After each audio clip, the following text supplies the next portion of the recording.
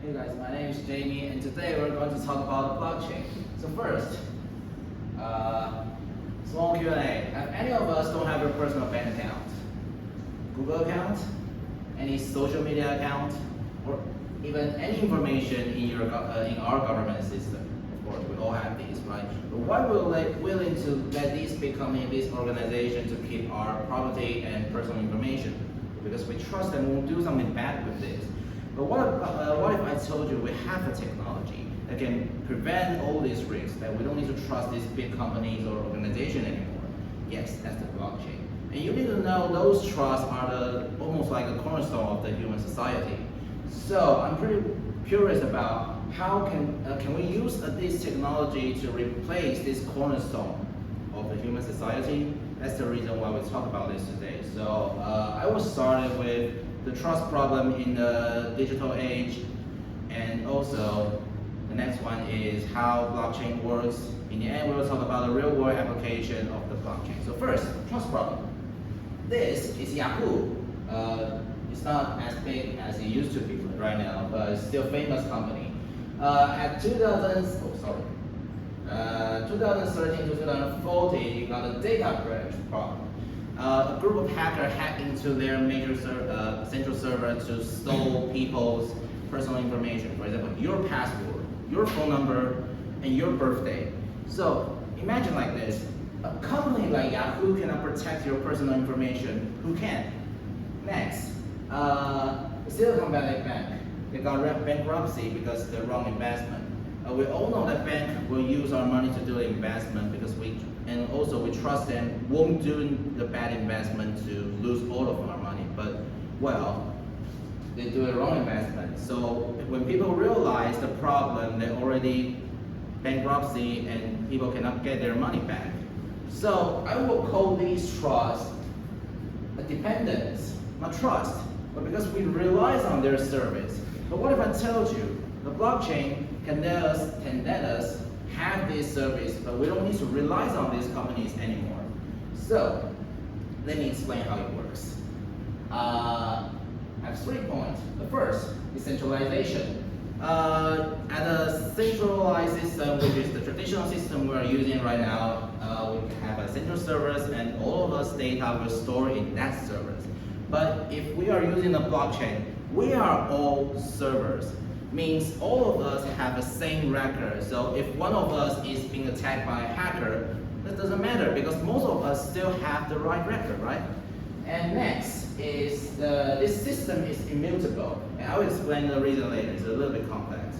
Next, this system is we have a consensus mechanism in this system.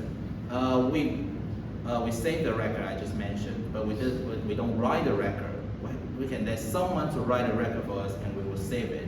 So this mechanism can make sure that no one can control the power of writing those records, otherwise you can control the whole system, right? So the first, I will use blockchain to do, I will use Bitcoin to do the example. The reason is because it's easy and it's the most famous one. And just for remind, the Bitcoin is just an application of the blockchain. So this guy who created Bitcoin, seems like Japanese, Nakamoto Satoshi. Yeah. And also he's the first one who let blockchain, this technology, become practical because this technology already created 30 years ago. So starting with decentralization. If I want to give, for example, I want to give Hanson $100. What will I do if I'm using a centralized system? Well, I have to tell the central server, hey, I want to give Anson $100, and he will check my bank account to see if I have that $100 or not. But if we use the blockchain system today, we don't have a central server, right?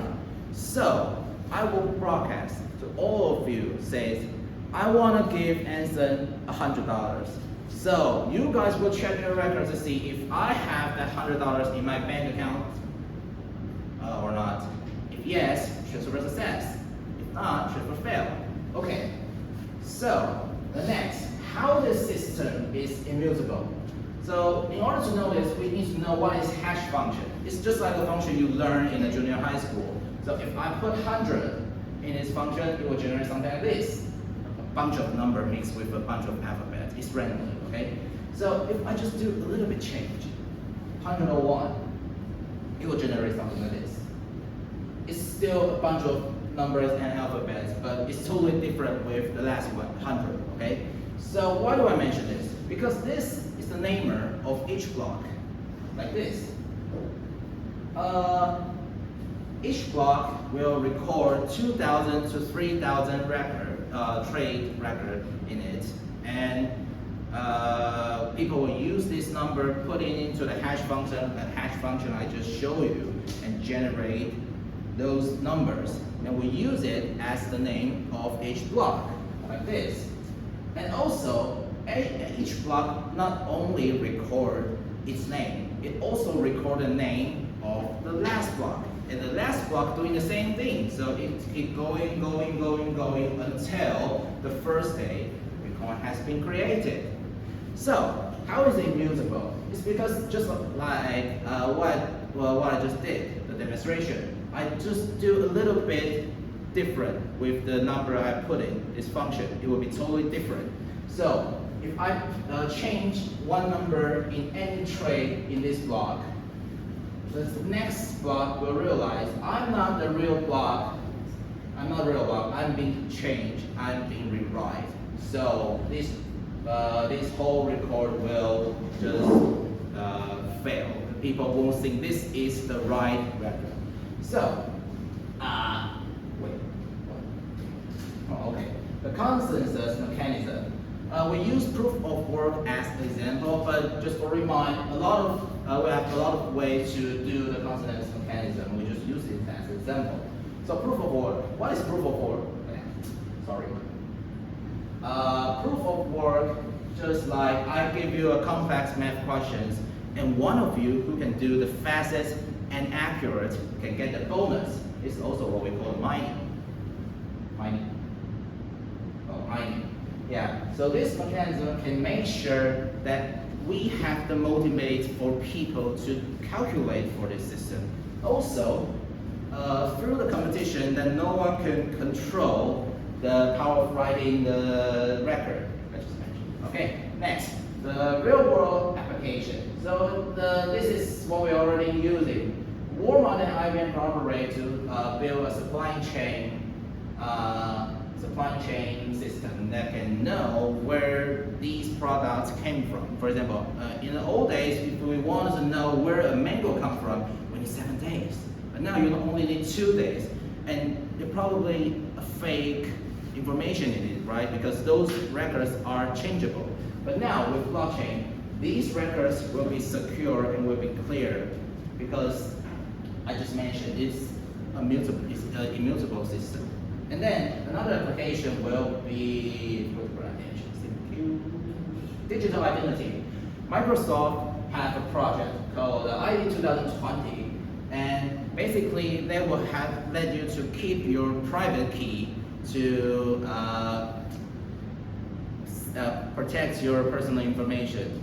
Your personal information don't have to expose on the internet, so you don't need to worry about hacker attack. And then it's the future potential, the blockchain voting. You definitely heard orange guy says, oh, the voting is not accurate. The Joe Biden is cheating. Okay, so if you use blockchain voting, these things won't happen, like what I just mentioned. This system is immutable. You can just write on who are going to voting for, and then put your fingerprints at the side of it, and record it, write it, and this will be a unchangeable record. So, this is all I have to say today. We mentioned how trust is important to the human society, and I'm curious about how can this technology change the situation which is happening right now. And we mentioned the problem of trust, and this problem can push the developing of this technology. Also, how the blockchain works and the real world application. And I hope you enjoy the presentation today. I'm Jamie. Thank you.